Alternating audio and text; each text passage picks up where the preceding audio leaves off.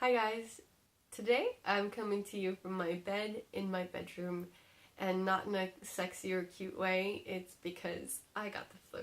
So I thought this is the perfect time to share with you some of my home remedies to get past colds and flus really quickly.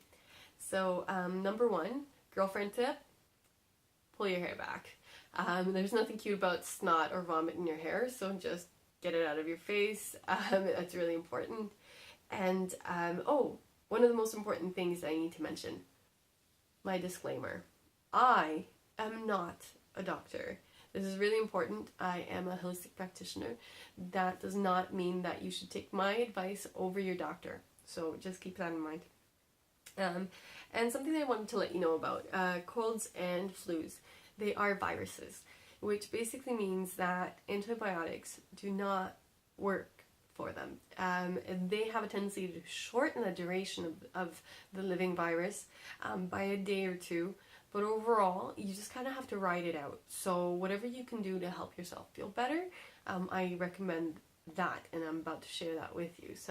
And there's some substantiated evidence of that, and you can find that out on your own.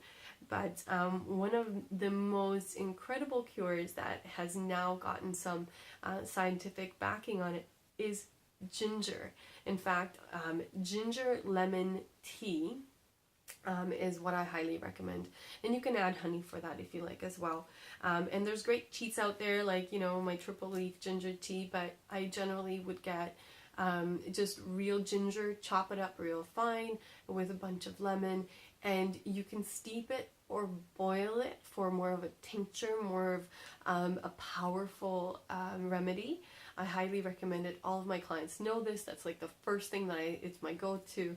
And it freaking works. It works for nausea, or it works for sinus infections, colds, and flus. It works. I highly recommend it. So that's number one. Number two on my list of go-tos is oil of oregano, the natural antibiotic. I highly recommend this. It's extremely powerful. Some of my friends who have taken it, when I gave it to them to help beat their flus, they're like, oh, it's dragon fire water. It's really strong, but it's worth it. A few drops under the tongue, and you're all set. Although I have to say that one of my traditional Chinese medicine doctor friends, that's hard to say, recommended that I actually take it with probiotics to keep the balance of bacteria in your gut. So I'm going to pass that on to you because it's important that we keep that healthy balance. So there's a couple other remedies that I have in mind for you, and that I'm going to share with you. And you can call them old wives' tales, or you could just call them natural healing remedies that have been passed down generation to generation.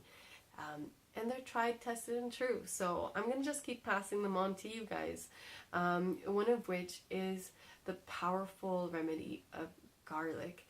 So you guys know that raw garlic has really powerful side effects, and it's really helpful for your heart, and it's antiviral, so it's going to really help you with boosting your immunity.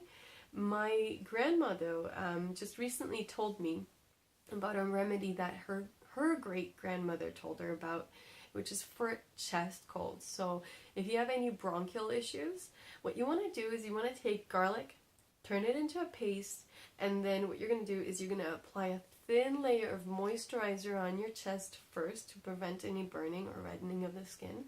And then you're going to apply a thin layer of garlic over your chest.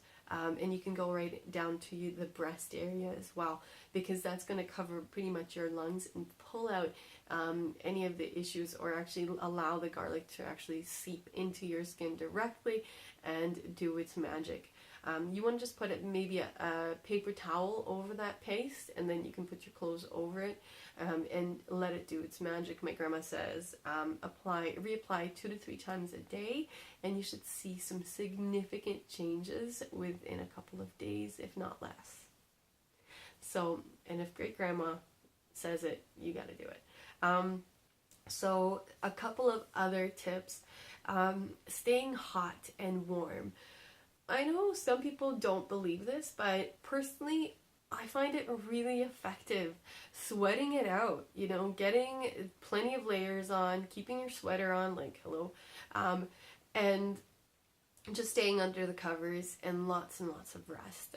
That's so important that you're resting and staying just kind of really chilled out and relaxed as you're sick, just to let your body do its work because you need it. A couple other things. Number one, you want to make sure that you are evacuating all of that mucus out of your body. That means spitting and blowing your nose all the time. It's so important to prevent any sinus infections and just to keep that bacteria out of your body. So saline water solution is really good for rinsing stuff out. I don't necessarily recommend the medicated stuff. It doesn't tend to do much unless it's, you know, an inflammatory issue. And again, you talk to your pharmacist about that. So get some good quality Kleenex. Some ultra soft stuff, because your nose will be raw. Over 3 days, I went through at least a box of tissue, so you know it will get raw. So that brings me to my next point. Stay moisturized, and that means drinking lots of fluids. I made bone broth, and I've been just drinking that because I don't really feel like eating a lot. But the bone broth keeps my energy up, and it just keeps me satiated as well. But not just that, you want to be moisturized inside out. So I use shea butter for my nose, constantly reapplying, because otherwise it kind of turns into sandpaper. So I want to ward that off by constantly reapplying. And you can use coconut oil as well. It's very, very effective, or just a moisturizer, whatever you prefer. So just a couple of more things for you guys. Natural essential oils, big fan. This has eucalyptus and peppermint in it, and might be a couple other things. It will help you just kind of breathe better. I tend to apply it on my nostrils, but it does tend to burn a little bit. So, you know, if you're sensitive, you might not like that. You might want to put it into your diffuser or into a humidifier, which is one of the most important things that keeps your nasal channels moist. I find that this is really helpful for me because, again, I have sometimes I get sinus infections, so it keeps everything clear. In fact, I haven't had a sinus infection in a really, really long time, and I say that is probably because of all of these remedies that I'm sharing with you right now. Okay, so last two things. Yeah, I think two things. So you may be using something like a Halls or a Ricola lozenge for your throat when you're sick. But as you may know, because you read the labels on the back of these remedies, is that you can only have one of those every few hours. But when it comes to the throat, it's really best to keep it moisturized when it's sore. So one of my favorite remedies is your friend, the fisherman friend, lozenges. So these actually don't have a limit. They are just basically, I think, menthol. And so, yeah, menthol. And so it just kind of keeps your throat soothed, but it doesn't have enough medicine in it that it's actually going to cause you any harm if you do too many. So you can have these all throughout the day to keep your throat moisturized. This particular one is has sugar in it, so it's not sugar free. And yes, you want to stay away from sugars because a teaspoon of sugar can suppress your immune system for up to 6 hours. Yes. However, this is a small amount of sugar, and aspartame and sugar substitutes tend to be a lot worse. In fact, I'd rather that you take sugar than have something that will actually affect your brain function and your brain in general. So, last remedy is Buckley's, my nighttime solution, and sometimes daytime solution. So this, just to keep in mind, this is a way of suppressing some of your symptoms. This does not make you better. So if you need to just get through your day, if you want to alleviate some of the pain that you're in, this is a great solution. But nothing really beats a good night's rest and just some of these natural solutions.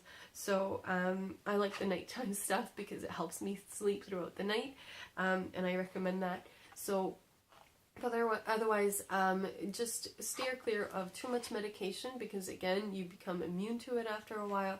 So stick to the natural stuff, because you can't get immune to garlic. You just can't. And on a quick side note, ginger can be done in excess, so just be mindful of that. If you're having some acid reflux as a result, just kind of back off a little bit and maybe use a little bit of sodium bicarbonate, which is also known as baking soda. It will help you with any of that acid reflux and soothe that again. So those are my natural solutions, guys. I hope that you're doing well and that you're feeling good and staying away from too much bacteria. I forgot one last tip. Make sure that you're washing your hands, people. This is such a simple thing, but it works. After you meet anyone, just wash your hands. And if you have some good natural solutions for those antibacterial things, just let me know, because I don't really recommend antibacterial solutions because of some other stuff. But I highly recommend that you wash your hands continuously throughout the winter, so that way you can stay away from any colds and stuff that is passed on. So until next time, be well, be you, because you're awesome. And I'm going back